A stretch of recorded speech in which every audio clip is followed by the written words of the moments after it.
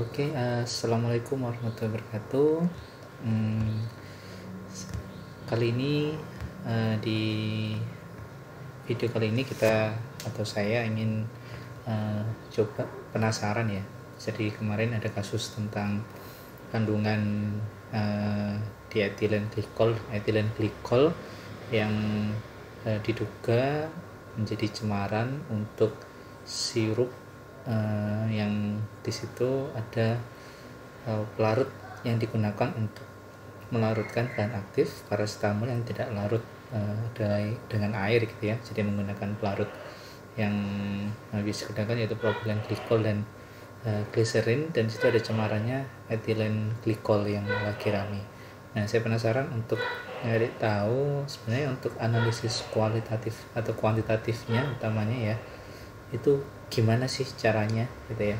Nah, setelah browsing di internet di Google, ternyata dari sekian hasil browsingan saya ada satu repository. Jadi repositorinya dari UNER, dari farmasi UNER.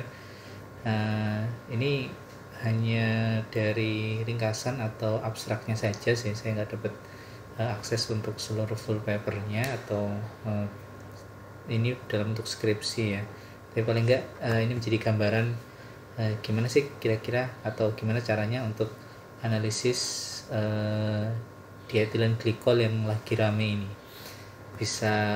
Dan kabar terbaru ada beberapa jenis obat yang sudah dinyatakan BPOM mengandung dietilen glikol dengan kadar di atas ambang batas gitu ya. Nah, oke, coba kita kaji ya. Nah, yang pertama kita lihat rumus strukturnya. Jadi yang lagi rame itu ada dua ya, etilen glikol sama dietilen glikol. Jadi untuk yang sekarang akan coba saya sampaikan itu yang dietilen glikol ya. Kalau dilihat strukturnya tentu saja dietilen glikol itu ya berarti ada dua etilen, ada dietilen glikol. Jadi etilen glikolnya ada dua, jadi dietilen glikol gitu ya. Dan ini merupakan memang kontaminan ya, bisa dilihat di sini. Ini kontaminan dalam banyak pelarut ya. Jadi kontaminan dari utamanya pelarut yang digunakan di industri untuk membuat sirup adalah propilen glikol dan gliserin gitu. Dan ini bisa menyebabkan keracunan. Ini bahkan sejak awal abad 20 ya, sekitar berarti 1900-an ke atas itu sudah banyak endemi yang disebabkan oleh keracunan dietilen glikol ini. Kalau dari sifat-sifatnya tidak berbau, higroskopis, dan larut dalam air, eter alkohol dan sebagainya ya. Nah, kalau dilihat dari strukturnya, kalau kita lihat ini kan ada OH, terus CH, ada O gitu ya, ada ether di sini. Nanti kalau bisa dianalisis sepertinya memang ini tidak memiliki gugus kromofor ya. Artinya kalau secara sederhana kita pakai spektro sepertinya nggak mungkin ya. Jadi perlu pakai instrumen yang lain ya. Apa ya, yang di sini nanti yang dipakai adalah GC, yaitu gas kromatografi atau kromatografi gas ya. Jadi bisa dibilang instrumen yang digunakan termasuk yang instrumen level tinggi. Artinya apa ya, dia butuh analisis yang akurat. Jadi tidak hanya sekedar dengan menggunakan spektro gitu ya, atau bahkan kalau diajarkan di kampus entah KLT atau apa, kayaknya nggak mungkin ya. Jadi harus instrumen yang lebih handal lagi gitu ya. Oke, kita lanjutkan. Jadi untuk analisisnya dengan struktur yang seperti ini cukup susah, apalagi ini cemaran dan kadarnya kecil sekali. Lihat, nah ini sekilas tentang dietilen glikol. Jadi ini memang kalau penyalahgunanya sering dipalsukan untuk memasukkan gliserol ataupun propilen glikol ya, karena memiliki sifat samaan dari sifat-sifat fisiknya. Pemalsuan ini menggunakan dietilen glikol ini dimaksudkan untuk mengganti pelarut seperti glycerol, propylene glikol, atau polyethylene glikol yang harganya lebih mahal. Ya, ini bahaya ini kalau sudah penyalahgunaan, ini bahaya. Nah, jangan sampai itu yang industri farmasi istilahnya menggunakan bahan-bahan yang seperti ini ya. Semoga saja tidak ya, saya yakin enggak sih. Kemudian ini toksik ya untuk manusia dan hewan, menyebabkan kerusakan ginjal, ini adalah kirami dan hati, depresi sistem saraf pusat, iritasi saluran cerna, kemudian menyebabkan iritasi ringan pada kulit dan mata. Bila terhirup bisa menyebabkan iritasi pada saluran pernafasan. Jadi karena toksisitasnya memang tidak boleh dalam makanan dan obat ya. Nah, lalu di USP 36 NF29 ini disebutkan untuk kadarnya ya, dietilen glikol dalam pelarut glycerol atau propylene glikol ini tidak boleh lebih dari 0,1%, atau kalau dari rilis BPOM tadi saya baca tidak boleh lebih dari ambang batas toleransi toksisitasnya itu 0,05 mg per kilogram berat badan gitu. Jadi sebenarnya ambang batasnya cukup tinggi ya, sebagai impurities ya, 0,1% ini cukup tinggi. Jadi harusnya sih nggak sampai lebih dari ini ya. Artinya sebenarnya aman ya kalau kita lihat yang digunakan atau yang menjadi toksik gitu ya di atas 0,1 ini termasuk cukup tinggi saya rasa. Oke, terus kemudian ini, nah analisisnya kalau sesuai dengan USP 34 NF29 yang tadi saya dapatkan dari artikelnya atau abstraknya dari repository owner tadi, itu menggunakan kromatografik gas. Jadi memang dietilen glikol ini analisis standarnya pakai kromatografik gas ya. Jadi nggak pakai spektro atau bahkan mungkin pakai titrasi gitu. Jadi sangat tidak mungkin ya dengan cara sederhana. Jadi itu butuh instrumen yang canggih gitu. Dengan kondisi seperti ini ya, gas pembawanya menggunakan helium dengan aliran 1 ml per menit, speed ratio-nya 1/10, temperatur inletnya 220 derajat Celcius, temperatur detektornya 250 derajat Celcius. Untuk ovennya, untuk pemanasnya terprogram mulai dari 100 derajat, kemudian dipertahankan selama 4 menit, kemudian dinaikkan 50 derajat Celcius per menit sampai suhu 120 derajat dan dipertahankan selama 10 menit. Kemudian dinaikkan 50 derajat Celcius per menit sampai suhu 220 derajat Celcius, dipertahankan 6 menit. Nah, dan detektornya menggunakan flame ionized detector ya. Jadi detektornya menggunakan flame ionized, jadi ionisasi nyala ion ya, detektor nyala ion gitu ya. Jadi bukan detektor untuk untuk yang khusus yang punya chromophore. Jadi bukan yang detektor saya lupa namanya. Jadi memang khusus karena dia tidak punya kromatogram ya, nggak punya chromophore, tidak punya chromophore. Jadi pakai detektor FID. Nah, ini yang dari standar USP ya. Nah, terus untuk analisisnya, untuk kandungan dietilen glikol pada produk obat yang perlu kita perhatikan. Jadi kalau masyarakat sekarang pengen, yuk segera dianalisis, segera dicari bener nggak ada dietilen glikol atau etilen glikol pada sirup, itu saya rasa butuh waktu. Nah, ini alhamdulillah tadi sudah rilis ada 5 obat kalau nggak salah ya, yang ada kandungan dietilen glikol yang melampaui ambang batas gitu. Nah, kenapa kok nggak bisa dengan waktu yang cepat? Karena ini bukan bahan aktif. Nah, kandungannya pasti kecil ya. Nah, jadi kalau bahan aktif mungkin sudah gampang, artinya di industri pun saya rasa sudah punya metode metode quality control untuk menentukan bahan aktif ini sesuai dengan persyaratan apa enggak. Tapi karena ini bukan bahan aktif, tentu saja sepertinya nggak punya industri metodenya gitu ya. Jadi perlu dikembangkan metode dulu gitu ya. Jadi nggak serta merta langsung ada metodenya, atau meskipun sudah ada di USB seperti yang tadi itu ya, tiap produk punya spesifikasi yang berbeda ya. Jadi akan tetap butuh verifikasi atau validasi metode gitu ya. Gitu. Kemudian diethylene glycol ini ditemukan sebagai cemaran pada pelarut yang digunakan untuk membuat obat. Bukan bahan aktif dan dia cemaran pada pelarut ya. Memang mungkin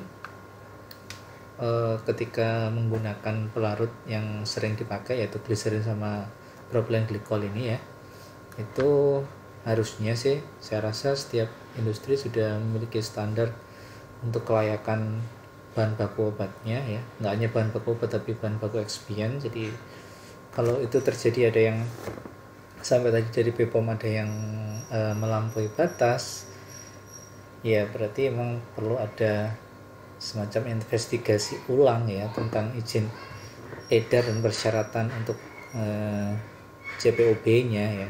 Jadi perlu ditelaah ulang nanti. Mungkin setelah ini BPOM bisa membuat kebijakan yang lebih ketat untuk dua obat atau dua bahan pelarut ini, propylene glycol sama gliserin.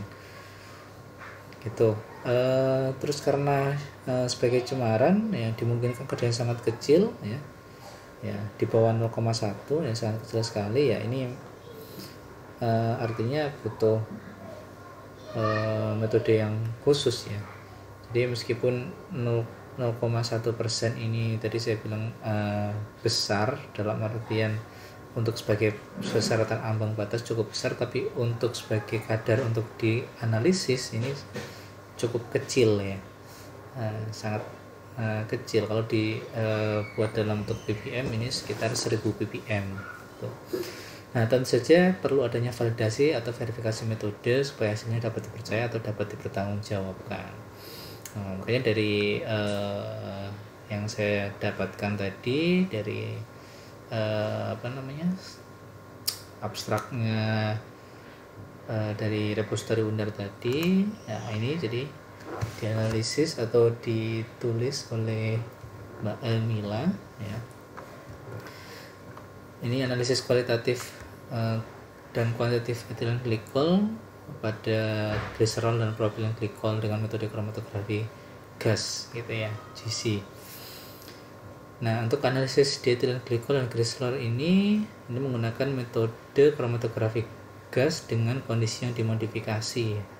Kenapa dimodifikasi? Ya seperti yang saya sampaikan sebelumnya, bisa jadi tiap formula itu punya kandungan yang berbeda ya. Jadi komposisinya juga berbeda, kandungannya macamnya juga berbeda. Jadi artinya tidak bisa dipukul rata gitu ya. Tapi kalau ini hanya dilakukan pada murni gliserol dan propylene glycol bahan pelarutnya ya, tentu saja mungkin diharapkan metode ini bisa menjadi metode alternatif gitu ya, di samping metode kompendial yang dari OSP tadi gitu. Jadi bisa mungkin lebih mempercepat untuk analisis dan lebih akurat gitu. Nanti kita lihat hasilnya. Nah, kondisi yang digunakan di sini yaitu dengan laju alir gas 1 ml per menit sama ya, yang beda split rasionya. Kalau tadi 1:10, ini 1:20. Temperatur inletnya 250 derajat Celcius, temperatur detektornya ini juga agak berbeda ya dibandingkan dengan yang standar tadi. Terus oven temperatur terprogramnya juga sedikit berbeda dan ini dibuat lebih cepat ya. Tadi ada beberapa perubahan suhu dengan waktu yang lebih lama, kalau ini dibuat waktu yang lebih cepat gitu ya. Nah, kita lihat hasilnya pengembangan metodenya. Nah, ini hasilnya bahwa ditemukan waktu retensi di ethylene glycol sekitar 3,634 menit. Nah, kemudian untuk uji linearitasnya didapatkan harga koefisien korelasi 0,999, jumlah 9 data dengan Vx0 4,17%. Jadi ini cukup bagus ya, artinya ini bisa diterima dengan hasil yang valid ya, dengan rentang kadar yang bisa dianalisis antara 200 ppm sampai 2000 ppm. Nah, didapatkan batas deteksi ya, artinya metode tersebut bisa mendeteksi dengan kadar dietilen glikol 37,58 ppm. Jadi dia bisa membaca sampai kadar terendahnya 37,58, dan batas yang bisa dihitung atau batas kuantitasinya adalah 113,8 ppm atau setara dengan 0,01138%. Kalau dibandingkan dengan kadar persyaratan, tentu saja metode ini bisa digunakan untuk verifikasi yang baik ya, bisa mendeteksi di bawah kadar persyaratan cemarannya tadi. Ini syarat USB-nya 0,1% atau 1000 ppm. Jadi sangat bagus hasilnya. Nah, tapi ternyata di kesimpulannya tidak terdeteksi ya sampel propilen glikol. Sedangkan yang gliserol, ternyata di gliserol belum bisa ditentukan atau tidak bisa dideteksi dietilen glikolnya, karena metode ini belum berhasil memisahkan dietilen glikol dengan gliserol. Jadi maksudnya apa? Jadi pas digunakan di sampel propilen glikol ini nampak, artinya tidak ada deteksi dietilen glikol. Jadi dari persyaratan yang tadi atau dari hasil yang tadi kan dia punya batas deteksi segini ya, berarti yang di propilen glikol dia tidak terdeteksi, artinya tidak ada. Sedangkan yang gliserol ini belum bisa ditentukan karena validasinya sepertinya tidak bisa memisahkan antara dietilen glikol dengan gliserol gitu ya. Yang bisa dibilang metodenya ini memang perlu diverifikasi ulang ya. Nah, seperti saya bilang tadi, ini nggak mudah, makanya kalau kita lihat kasus yang sekarang butuh waktu gitu. Artinya ini sekedar contoh bahwa untuk memisahkan ini, penelitian saya rasa sudah dilakukan dengan maksimal dan dalam waktu yang nggak sebentar ya. Sehingga dengan ini kita bisa tahu bahwa untuk melakukan analisis dietilen glikol di sampel yang apalagi yang kompleks kandungannya ini kan, kalau ini saya lihat kandungan atau yang diamati hanya sampel propilen glikol saja, jadi pelarut propilen glikol dan gliserol saja, itu pun masih susah gitu ya, apalagi dengan kondisi campuran yang bermacam-macam dari sampel obat sirup. Nah, tapi mungkin yang diusahakan atau dianalisis di POM sudah bagus, dan saya rasa untuk rilis di media tentu saja nggak sembarangan ya, pasti sudah dilakukan analisis yang tervalidasi dan bisa dipercaya gitu. Mungkin itu jadi sedikit gambaran tentang gimana analisis etilen glikol, dietilen glikol pada sampel. Kalau ini contoh sampelnya adalah propilen glikol dan gliserol ya, supaya punya gambaran gimana sih atau metode apa yang bisa digunakan gitu ya. Ternyata metode yang dipakai adalah kromatografi gas. Itu saja mungkin dari saya, semoga bisa sedikit membuka wawasan tentang gimana analisis dietilen glikol. Semoga bermanfaat, dan jangan lupa share, subscribe, dan like video ini. Terima kasih. Assalamualaikum warahmatullahi wabarakatuh.